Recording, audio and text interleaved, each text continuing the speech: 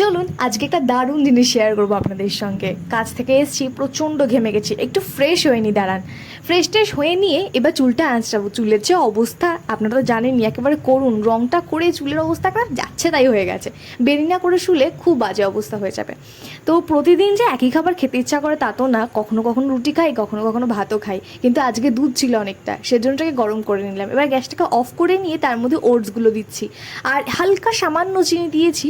আর যেহেতু সবসময় মাঝে মধ্যে কখনো কখনো কেক বানাই, তাই কোকো পাউডার থাকেই আমার কাছে। একটু ভালো ফ্লেভারের জন্য কোকো পাউডার দিয়ে নিয়েছিলাম। এই ওটস আর দুধ এটাই খাই, একটু অন্যরকমও লাগে আর বেশ ভালো লাগে খেতে। আর রাত্রিবেলার জন্য একটা হালকা ডিনার হয়ে যায়। সেদিন আগরপাড়া থেকে উঠতে গিয়ে কি বিভৎস ভিড়ের মধ্যে ধাক্কা খেয়ে পড়ে গেছিলাম গেটের সামনে ট্রেনের। সেখানে পায়ে একটু লেগেছিল, তাই ওখানে একটু মলম লাগাচ্ছিলাম। আর চোখের ড্রপারটা রাত্রিবেলা দিয়ে শুই, সেটা খুব ভালো আর কি। 3 বেলাই দেওয়ার কথা কিন্তু মনে থাকে না, তাই রাতেই দিয়ে শুই। আজকের মতো গুড নাইট, দেখা হচ্ছে একটা নতুন মিনি ব্লগে।